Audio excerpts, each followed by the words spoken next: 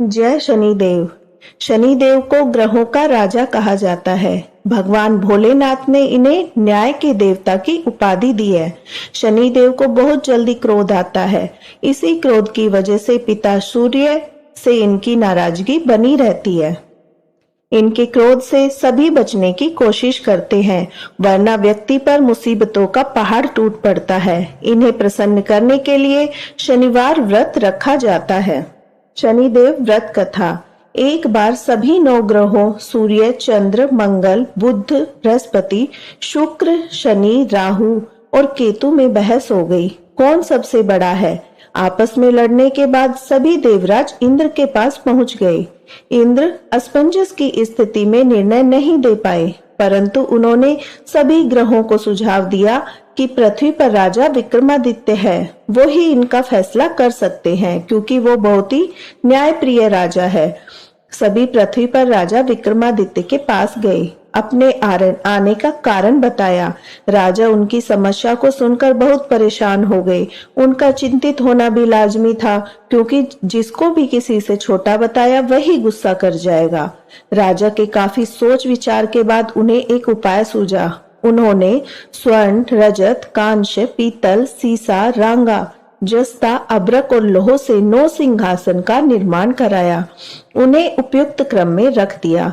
सबसे निवेदन किया कि क्रमानुसार सिंहासन पर आसन ग्रहण करे।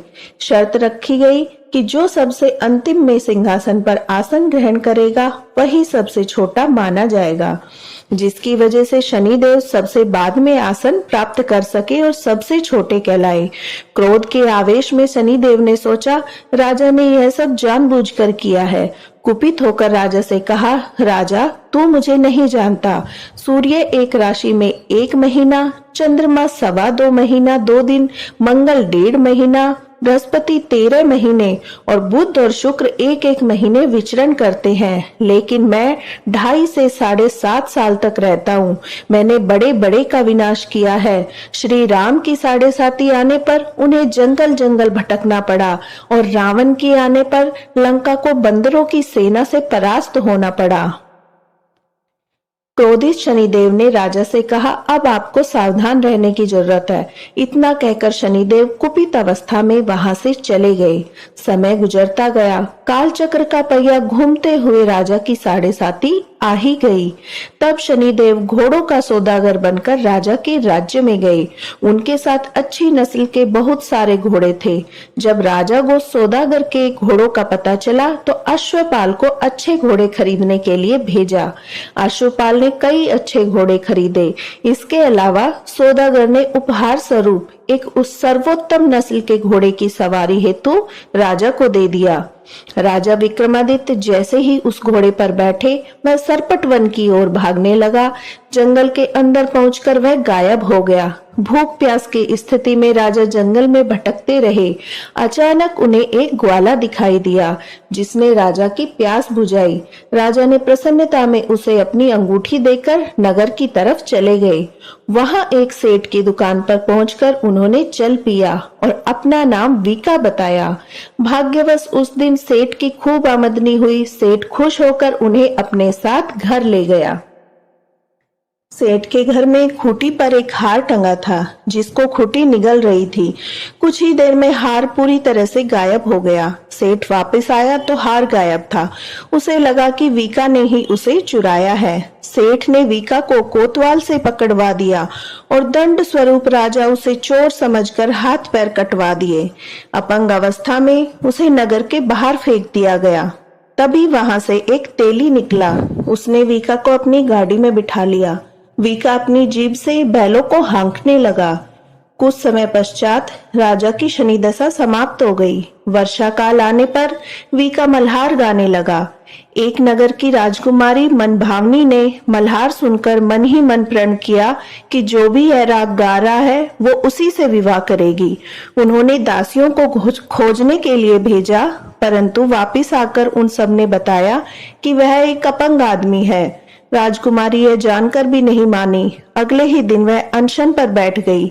जब लाख समझाने पर राजकुमारी नहीं मानी, तब राजा ने उस तेली को बुलवा भेजा और वीका से विवाह की तैयारी करने के लिए कहा। वीका से राजकुमारी का विवाह हो गया। एक दिन वीका के स्वप्न में शनिदेव ने आकर कहा कि देखा राजन, तुमने मुझे छोटा बताकर कितना दुख झेला है। राजा ने क्षमा मांगते हुए हाथ जोड़कर कहा, हे शनिदेव, जैसा दुख मुझे दिया है किसी और को ऐसा दुख मत देना। शनिदेव इस विनती को मान गए और कहा कि मेरे व्रत और कथा से तुम्हारे सारे कष्ट दूर हो जाएंगे। जो भी नित्य मेरा ध्यान करेगा, चींटियों को आटा डालेगा, उनकी मनोकामना पूर्ण हो जाएगी। शनिदेव ने राजा को हाथ पैर भी वापस दिए। दूसरे दिन जब सुबह राजकुमारी की आंखें खुली तो वह आश्चर्यचकित हो गई। वीका ने मनभावनी को बताया वह राजा उज्जैन का राजा विक्रमादित्य है। मनभावनी खुशी से फूले समा रही थी। राजा और नगरवासी अत्यंत प्रसन्न हुए। सेठ ने जब यह सुना तो वह पैरों पर गिरकर क्षमा मांगने लगा। राजा ने कहा, यह सब शनि के कोप का प्रभाव था, इसमें किसी का कोई दोष नहीं है। सेठ ने निवेदन करते हुए कहा कि मुझे शांति तभी मिलेगी जब आप मेरे घर चलकर भोजन करेंगे। सेठ ने कई प्रकार के व्यंजनों से राजा का सत्कार किया। तब राजा भोजन कर रहे थे, तभी जो खूंटी हार निगल गई थी वही उसे अब उगल रही थी। सेठ ने अनेक मोहरे देकर राजा का धन्यवाद किया और अपनी कन्या श्री कवरी से पानी ग्रहण का निवेदन किया। राजा ने शहर स्वीकार कर लिया। राजा अपनी दोनों रानियों मनभावनी और श्री कवरी को लेकर उज्जैन नगरी लौट आए। सारे नगर में दीपमाला और खुशी मनाई। राजा ने घोषणा करते हुए कहा, मैंने शनिदेव को सबसे छोटा बतलाया था, लेकिन असल में वही सर्वोपरि है। तब से सारे राज्य में शनिदेव की पूजा और कथा नियमित होने लगी। सारी प्रजा के बीच खुशी और आनंद का वातावरण बन गया। शनिदेव के व्रत की कथा जो भी सुनता या पढ़ता है उसके सारे कष्ट दूर हो जाते हैं। शनिदेव आरती।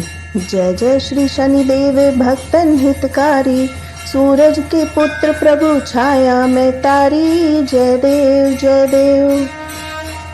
श्याम अंक वक्र दृष्ट चतुर्भुजाधारी, नीलांबर थारनाथ गज की असवारी।